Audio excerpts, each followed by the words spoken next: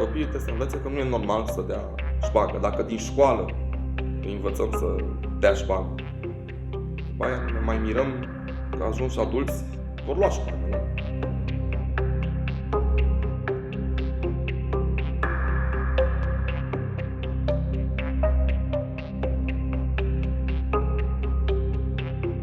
În primul an au încercat să, într-o cutie cu mersi de Crăciun, un voucher. Părinții te încearcă. Vin o dată, de două ori, te încearcă, o stică de ceva. Da? Dacă ține, mai revin. Dacă te scandalizezi,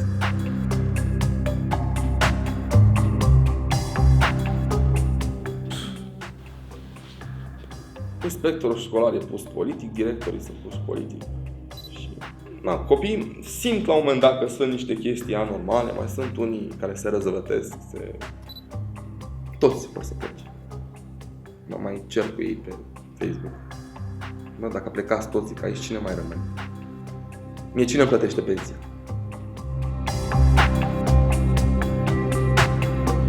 După părerea mea, este cea mai mare ciumă a sistemului de învățământ titularizare. Ești titular, timpul trece, la fa merge. Asta e ca și cum ție la locul tău de muncă s-ar face contract pe veci. Dai, nu dai randament, te duci, nu te duci la serviciu, faci, nu faci. E ca și cum tu te duci la serviciu și stai pe Facebook. Și nu te dă nimeni afară pentru că ești titular. Cam așa e și cu titularizarea în sistemul de stat. Practic, dacă nu violezi sau nu omori un copil și atunci să ai martor, că va veni sindicatul și o să nuanțeze frumos, că i-a plăcut violul sau că circumstanțiază cumva. Nu poți să ieși nimic. E și unul dintre motive pentru care nu vreau să mă titularizez. Și eu sunt comod.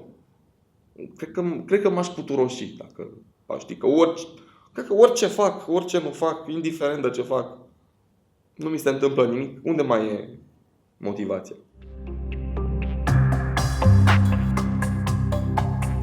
Care e cadourile astea? Și pe mine, părinții te încearcă. Vin o dată, de două ori, te încearcă, o stică de ceva.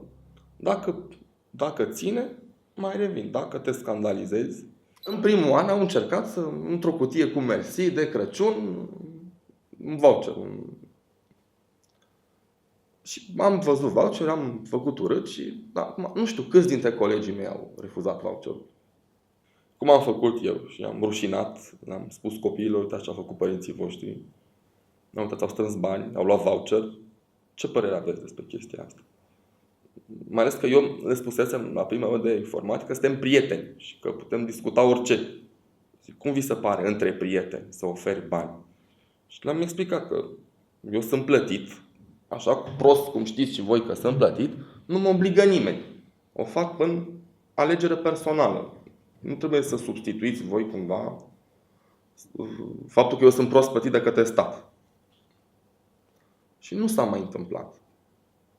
Copiii ce-au zis? Copiii s-au dus acasă și-au certat părinții. Că, uite, George s-a supărat că ați făcut asta și nu s-a mai întâmplat. Adică următorul an au făcut un brăduț pe care l-au împodobit cu taste de la calculatoare vechi. Și mi s-a părut un cadou potrivit. Un cadou, cum să zic, era un cadou de apreciere a efortului meu. Nu era o formă de șpagă.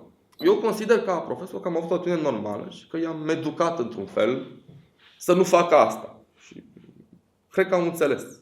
Sunt convins că am înțeles.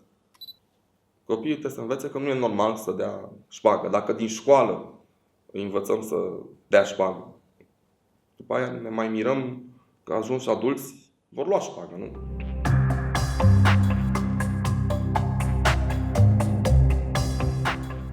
Mulți colegi de-ai mei uită de ce vin la școală. Uită că venim la școală pentru copii. Și comportamentul e ca și cum vin la școală pentru mine, pentru doamna directoare, pentru domnul director, pentru șefa, Adică uităm. Activitatea didactică e ultimul lucru, e subsidiar. E lucru care ne preocupă cel mai puțin. E ceva ce majoritatea fac când se sună, se duc la oră, de-abia așteaptă să treacă ora ca să se preocupe de alte chestiuni în școală. Unii dintre noi chiar ne străduim să fim profesori buni. Eu cel puțin mă străduiesc ca în felul meu și la nivelul meu să schimb ceva. De asta m-am făcut profesor, să pot schimba ceva. În esență trebuie să știi să-ți vinzi marca. Copilul are 10, 12, 15 materii, nu poate să le aprofundeze pe toate. Și apare o concurență.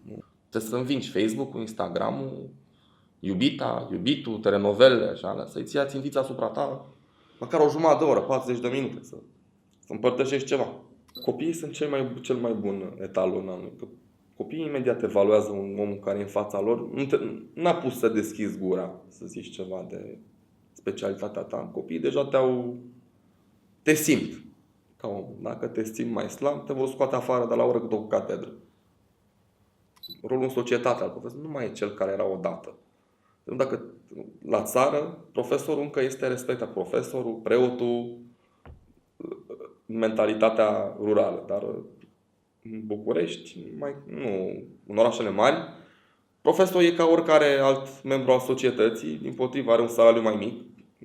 Un polițist local câștigă de 2 ori cât un profesor.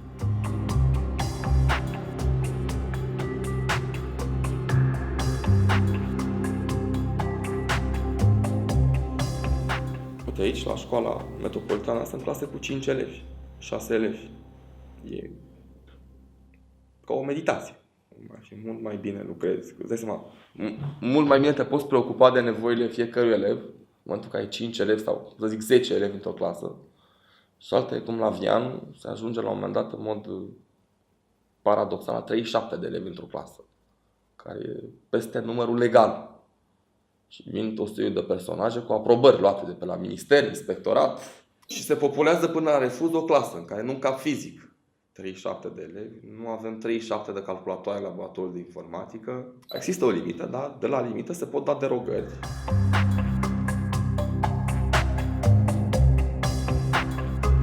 Inspectorul școlar e pus politic, directorii sunt puși politic.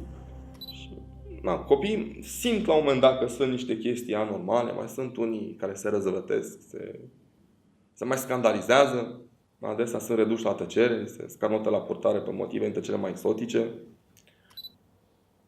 Toți vor să plece. Mă mai cer cu ei pe Facebook.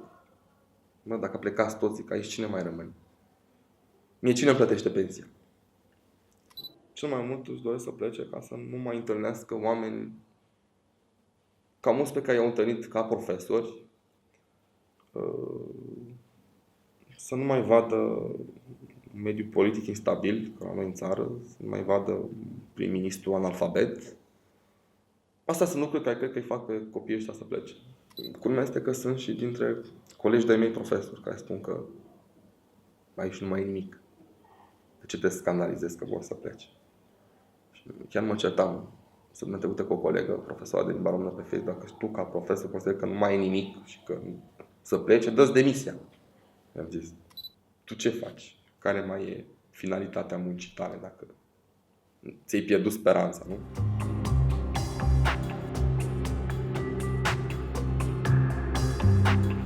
Ce mai e? Potențial, sunt copii talentați. E și aici de făcut. Eu cred cu tărie că m-am născut cu un motiv aici. Am fost plecat din afară. Bine de that. M-am întors, nu mai plec.